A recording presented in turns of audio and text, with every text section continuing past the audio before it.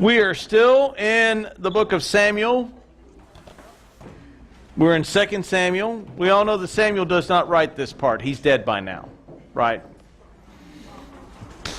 Just how the text goes.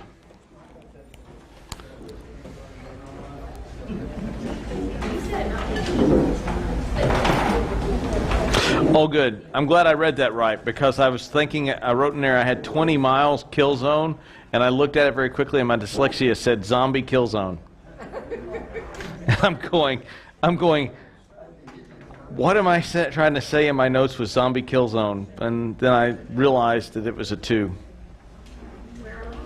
We are in chapter 6 of 2 Samuel, in verse 13, but we'll back up to verse 12 and move forward. Anybody remember what's happened the last time we met?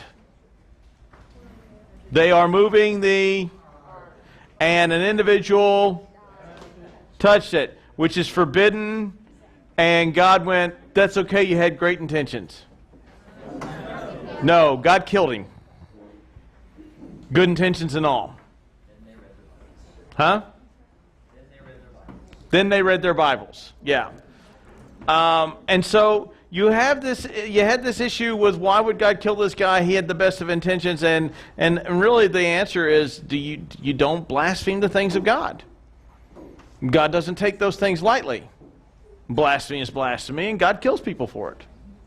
He did in the Old Testament a bunch. So now David said, hey, I think I'll bring this thing into the city, right? He left it outside, and he left it with an individual, right? And his name, do anybody remember who he is? Obed-Edom, right? So let's pick up in verse 12. And it was told to King David that the Lord had blessed the house of Obed-Edom and all the things that belonged to him because of the ark of the God. So David went and brought the ark of God from the house of Obed-Edom to the city of David with rejoicing. Now, people look at this and they go, man, that David, he's quite a shyster. It killed a man. He said, I don't want this thing in my city, so I'll put it here. And then he sees all this guy getting the blessing. And he says, you know what? I want some of that blessing. So I'm going to go take it from Obed-Edom. Now that is a way you can translate that or look at that. Quite possibly be another way of looking at why David sees the blessing the Lord is giving this individual and then goes and retrieves the ark and brings it back and brings it to Jerusalem. Could pass the blessing on to all Israel. If you had just seen a guy with the best of intentions touch something God said don't do, and God went, you die, and the guy falls over dead, would you go, I think I'll leave it right here until it's safe, and then I'll retrieve it. And one of the things you look at, David leaves it at this guy's house to make sure that God is no longer angry and it is safe to bring the ark into the city of Zion. All of these are conjecture. The text doesn't tell us why he does it. It's very easy to assume things, but however, to make the one assumption that David does it because he wants the blessing, does that fit with the nature of David up until this point?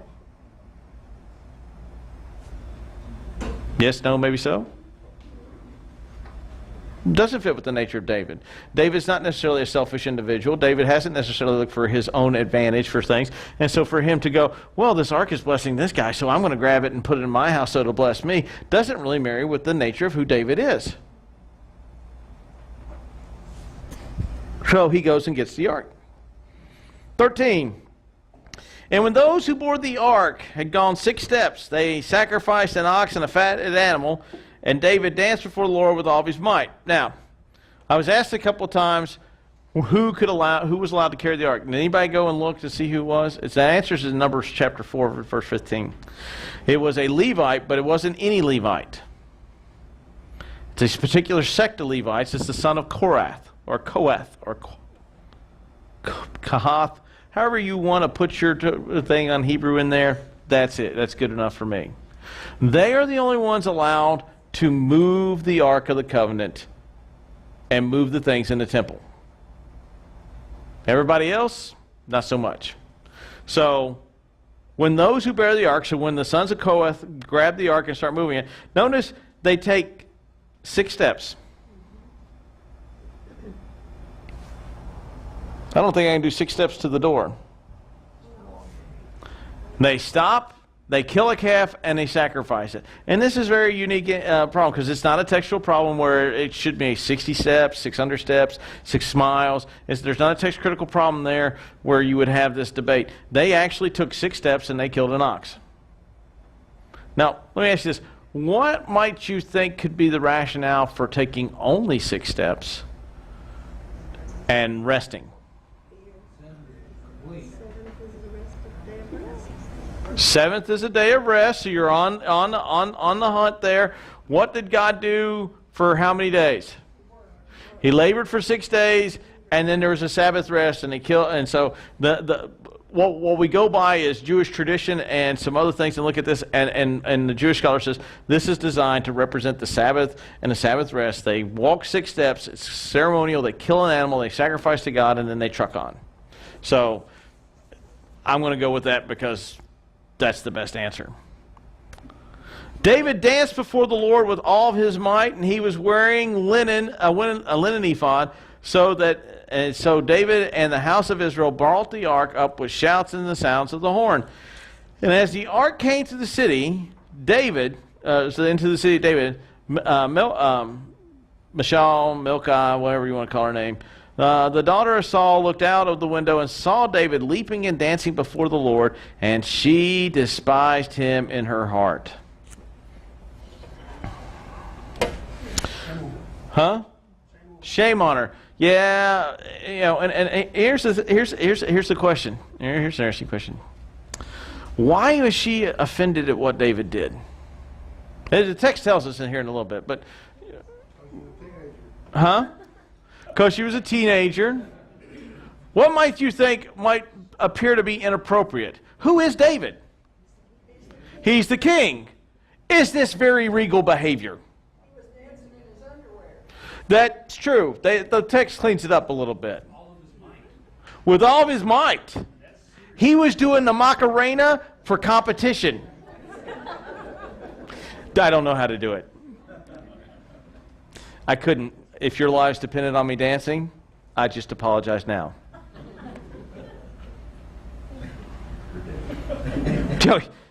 There wasn't a question about that. Is that regal? Is that kingly? No, but it's joyful. It's joyful. He's doing it for the Lord. And he's king, and he does whatever he wants. It's nice to be the king, now, isn't it? Okay. Well, now Allow yourself. let me give you a little story here. I was off this week, and I forget where it was. We was in Italy, and Austin preached for me. I forget where we went. We were in Germany.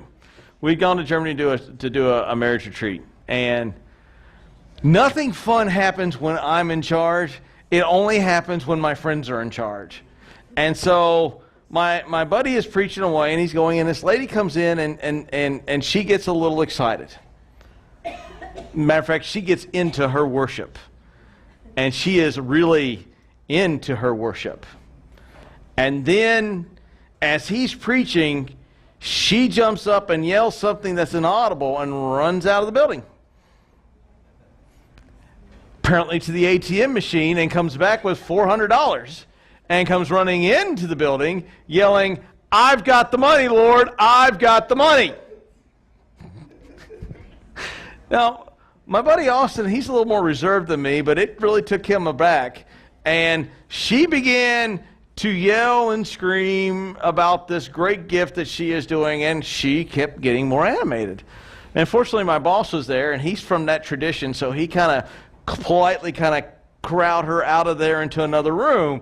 And I was wondering why it never happens but think about it. What would happen if we were in church today and someone went up and down the aisles dancing and singing before the Lord? Well, how would we respond to that? Big guys to carry him out. We would look at that as kind of weird, wouldn't we? We would think there's something wrong with them, correct? And yet here is David. The text says, dancing how there, young man? With all of his might. Dancing in a very unregal manner. Now, I'm not advocating we do that on Sunday morning. That's not what I'm advocating at all. I'm just asking the question is if it were to happen, and not that I am advocating that.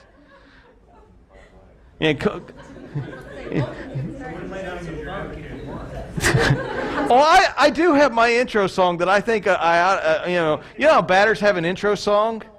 Yeah, I think it'd be nice for the minister when Tyler goes up to do the announcements. He has an intro song as he goes into. No, I'm teasing. But think about that. This was such a state that she, his wife, who is she his first or his third? She's the one Saul gave him. She's the one Saul gave him. And she's kind of changed hands a couple of times. And David dances before the Lord in his underwear, so that David and all of his house is brought up before the ark with shout and the sound of a horn. Great. Okay, good.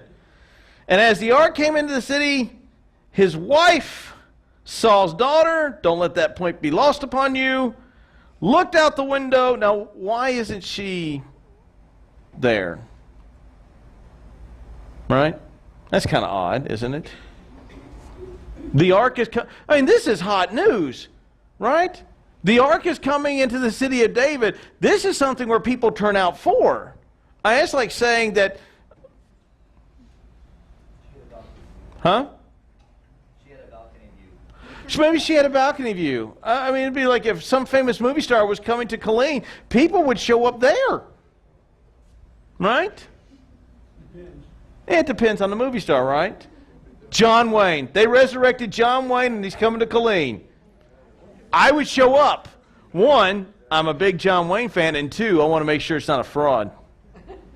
Yes, ma'am. Maybe she expected more pomp and circumstance that her husband would come up and get her, and they go down and the ark between her and the one. That's a possibility. How many wives did he have at this time? He had 3 at this time. 2 more than he needed. Obviously. And a lot more headaches to follow. Like I said, can you imagine leaving the seat up in that house?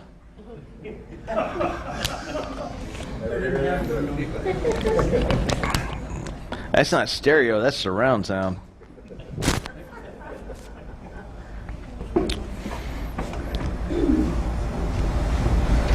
And saw the king leaping and dancing before the Lord, and she despised him in her heart. And they brought the ark of the Lord and set it in its place inside the tent that David had pitched for it. And David offered burnt offerings of peace and offerings before the Lord. And when David had finished offering burnt offerings and peace offerings, he blessed the people in the name of the Lord of hosts, and distributed among all the people, the whole multitude, and distributed among all the people of Israel, both the men and the women, cake and bread and a portion of the meat, and cake of raisins to each one. Then all the people departed each to his house. So this is a big event. Everybody was there except for whom? His wife. Well, yeah. The daughter of Saul. One might think that yeah. How far was it from where the ark was to Jerusalem? Where that one was? Where it was currently? Yeah. It probably wasn't very far. The text says it was when they, I think early up, it says when they were outside the walls, or when they come near the city, David was unwilling to bring the ark completely in. It doesn't really give us, unless you want to go to the map and look and see where this guy's house was, but I don't think there's a grid point on it. So I imagine it's a pretty long procession, but probably within the same general area. 6 steps they butchered up. No, only the first 6. Only the first 6, because you're never going to get anywhere if you take 6 steps to kill an ox. I mean, that's like shopping with your wife.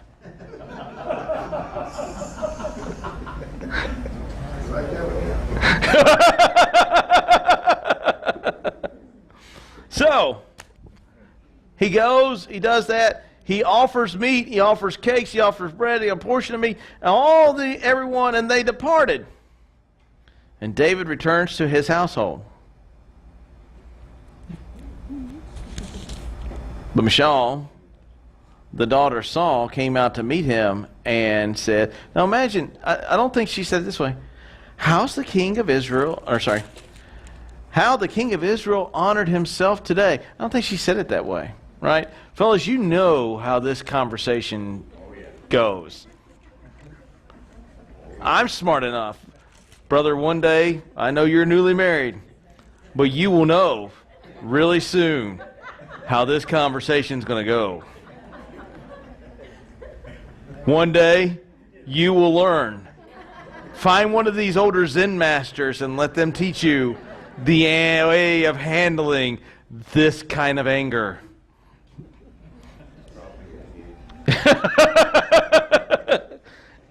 I don't think it was, how are you doing? I think it was more, how did the king of Israel honor himself today, do you think? Uncovering himself before all the servants and females must have made you feel really good about yourself, didn't it? No, he had more. He trades this one in for a newer model.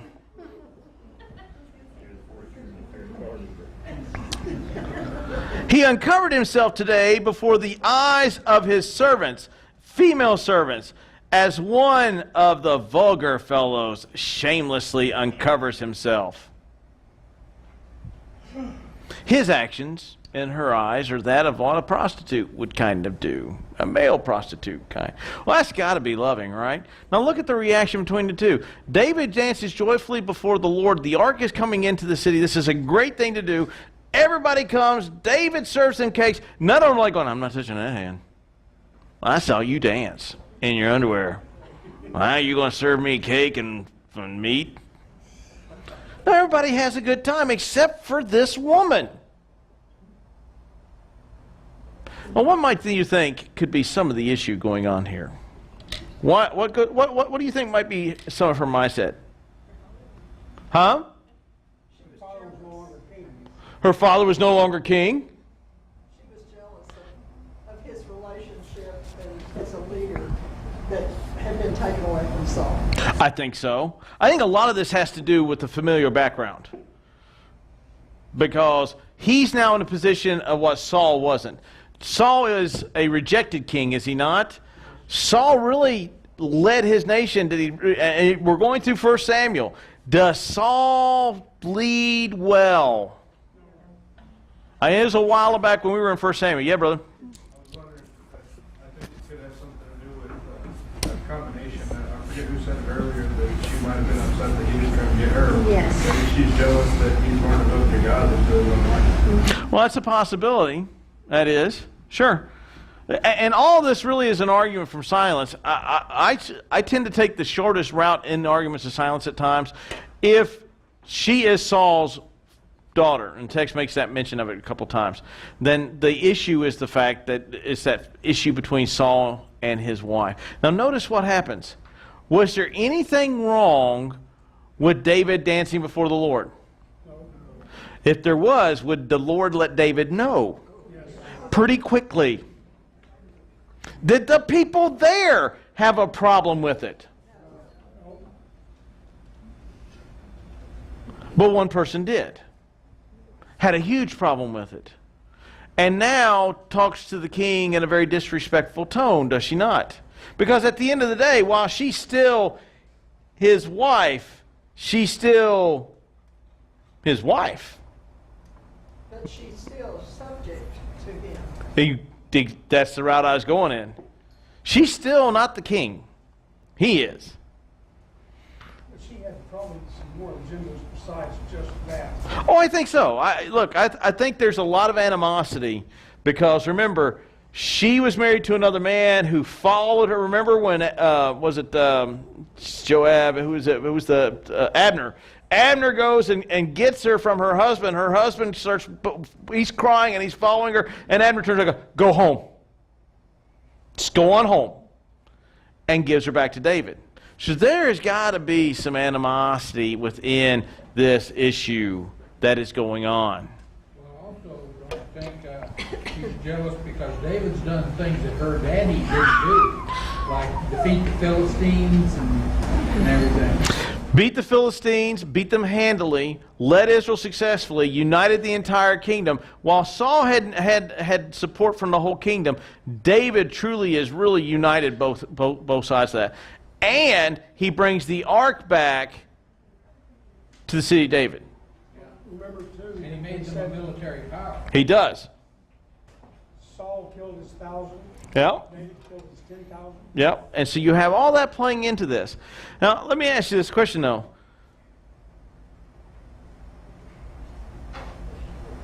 In her response, and we'll use worship today. Worship today has drastically changed from worship 20 years ago. And when I say worship, I really mean more along the long lines of singing and things like that. The whole act of Sunday morning is a worship service, culminating in the preaching of God's Word. But it has changed significantly in the last 20 to 30 years, has it not? Yeah. It is. Here's a little secret for some of you that are a little bit older than me. It has actually been changing since the church founded. Because they didn't have pianos and they didn't have organs, unless you were playing on the skulls of dead Christians. Eric, he's gone. Eric was like here, and then he like disappeared, like a skunk. Anyhow, they may have had percussionists, and what most people see as worship for one group doesn't necessarily transcend. And this is not a, hey, we need to be inviting a people wanting to do the Macarena coming down the aisle, but that also doesn't mean that when they do stuff like that, that's necessarily sinful, bad, or wrong. See, she looks at this, and this is not very regal. My father would never have acted this way. You know, imagine that was probably one of the... guys, have you ever heard you're either like your dad or my dad would never have done it that way? I'm fortunate Stephanie doesn't like either one of her father-in-laws. I'm kidding. She was going to kill me on that one. I'm not scared of her. I'm close to my dad, but I don't dislike him. I didn't say that. It was a joke. Apparently, I've hit a nerve. I'd like to be the hasty retreat on that one. Do you have a tent for the backyard? No, but I'll sleep in the bed.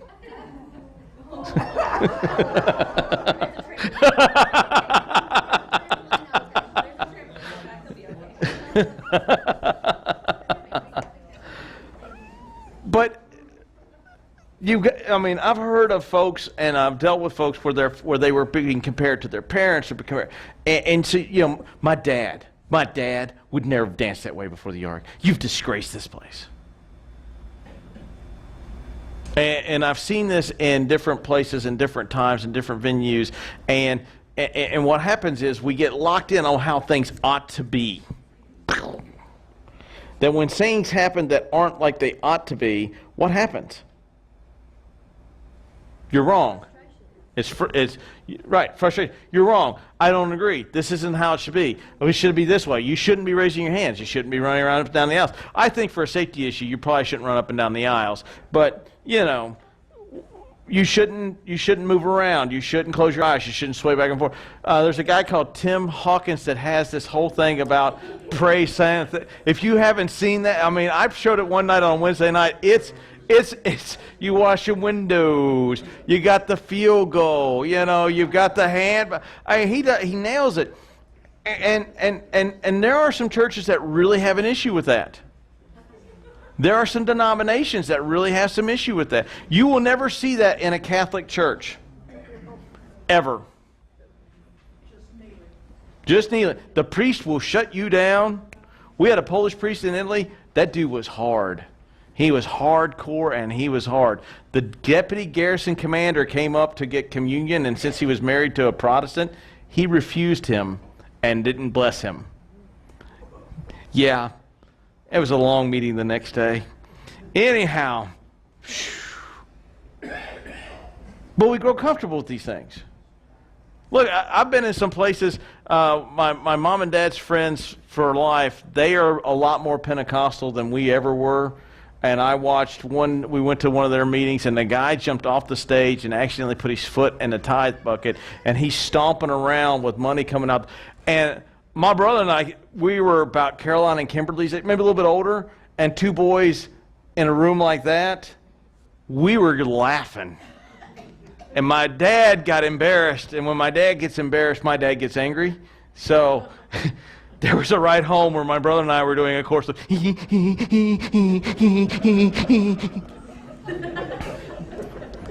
but we thought it was funny and weird. And it was funny and weird.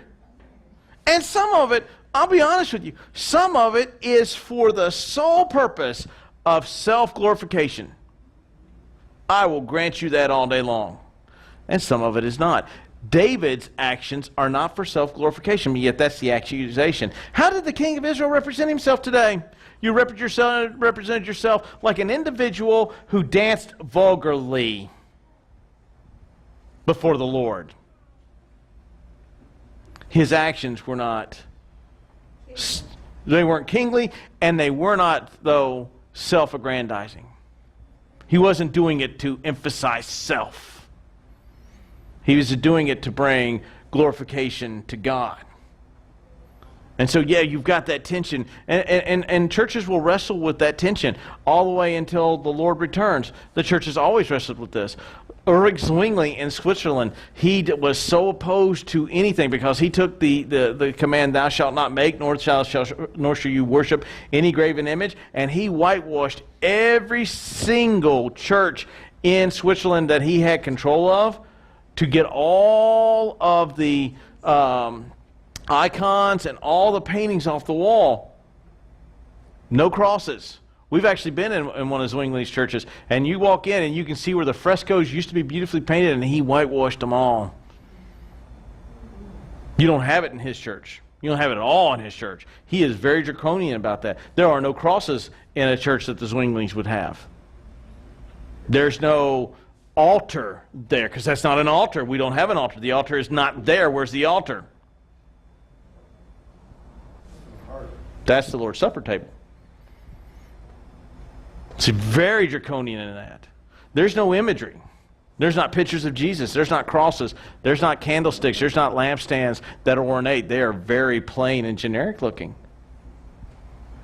And if it is stained glass, it's generic stained glass. Absolutely. And they are very much that way. And so you've got that rigidity crowd over here, and then you have the other crowd where it looks like it's a freak show. And those begin to clash, and then you have churches that kind of moderate and kind of have a mixture of both. And notice, very easily, it's very easy for the comfortable crowd or for the folks that have one to look at it and go, you are not honoring God. And the other person goes, I am. And I think there are times, I've seen both kinds, and you can kind of determine when the person is doing it for themselves because they're looking around to see who's watching. So that's just my take. And David said to Michal, this is before the Lord who chose me. This is why I think it has a lot to do with her daddy.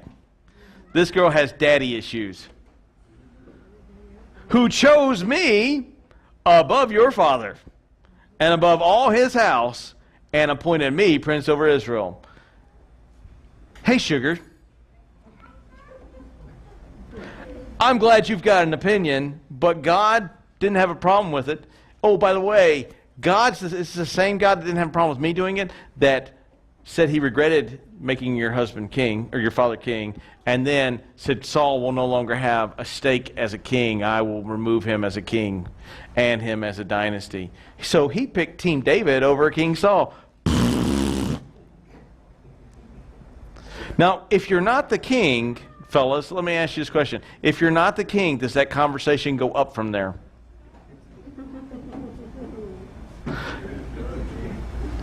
Well, no, because he gets a little bit more. Appoint me prince over Israel and the people of the Lord. I will celebrate before the Lord. I will make myself yet more contemptible than this, and I will be a base in your eyes. But by the female servants of whom you have spoken, By them I shall be held in honor. So these women that you said were offended, they're not. Have you ever noticed when people come and ask you questions or tell you things, it's always them that don't have the problem, but others? You know, people are saying. Really, people are saying? What people? Well, I don't want to give names, but people. Do these people have names? Well, no, but people. Well, when you name the people, then those people can come and see me about the things the people have a problem with. Well, there's a lot. Well, if there's a lot, maybe one of them will come forward and talk to me. Oh, but there's a lot. Well, surely one of them will come forward. Well, I don't want people to be offended coming to see you. Well, if they're offended, they should come see me, should they not? Have you ever had those conversations, or is it just me? At times I wonder if it's just me that has these weird conversations, and then I reduce the common denominator to the weirdness, that the weirdness is myself. Have you ever had one of those conversations? I've had those, and usually I challenge with, well, when the people that you know have a problem with it, send those people to talk to me. Until then, what problem do you have? Well, then it starts to flow out. These people that she claimed were offended are not. Now check this out. And Michal, the daughter of Saul, had no child to the day of her death. What does David do with this wife? She is his wife in name only. In the ancient Near Eastern culture, Jewish life specific, male heirship and heirship in itself, lineage, is vital. What is important about Saul's lineage that needs to be remembered? Saul is completely off. The only way for Saul's line to continue is if this daughter or another daughter that he has a child that takes on Saul's name within the house of Benjamin and trucks forward. And David says, not happening here. You're going to have to count on one of your sisters. And good luck with that.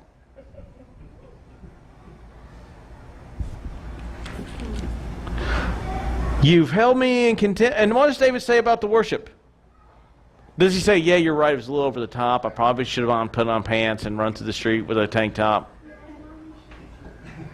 No. He says, I will make myself more contemptible before the Lord. Because whom is he really worshiping with his behavior? And it's really not before the Lord, it's in her sight. And so David cuts her off. She doesn't have any male children or any children at all. And she's essentially cut aside. Questions? I hear the wrestling of wild Indians in the other room, so 2 of them are mine. I'll give it up. Well, if the other sisters had children, their husbands would be the royal line. They'd have to have children by David. Right. To be in the royal line. To be in the royal line, he would have to be a direct son of David. But Saul's lineage could continue on. The name of Saul would not die off as long as one of the daughters or one of the sons has a child and names it after him. Well, we know the only son that's left, we don't know that yet because we haven't gotten to him yet. But there's a son in there who's a cripple. Probably isn't going to have kids. So the only way for Saul's line to continue is for this woman to have a baby and he adopts the name of Saul. Or he adopts the lineage of Saul. And that was permissible in the Old Testament world so a line would not die out.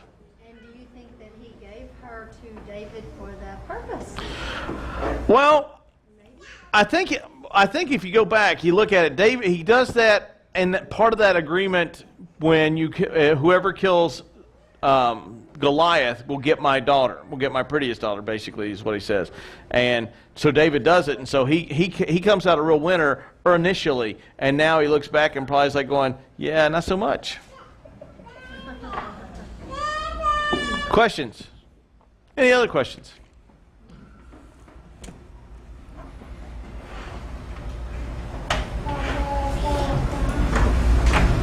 All right.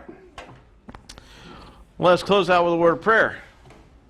Our gracious Heavenly Father, we thank you for this day and for this opportunity to come before you and look at your word. Heavenly Father, we ask that you will be with us throughout the week. Help us throughout the week to question how we look at worship. David does things before the Lord that detests one person. If it were to be done today in most services, it would seem strange and odd. And is that our issue or his issue? Is that our way of thinking or your way of thinking? Let's be mindful, though, that not all worship has to be physically expressed. But let us not fall into the trap of Saul's family, as we see the Saul's daughter picks up in the same line that her father had. We ask you watch over us as we leave here, that we take hope into hope and light into a hurting and dying world. We ask your blessing upon us. In your name we pray. Amen. All right.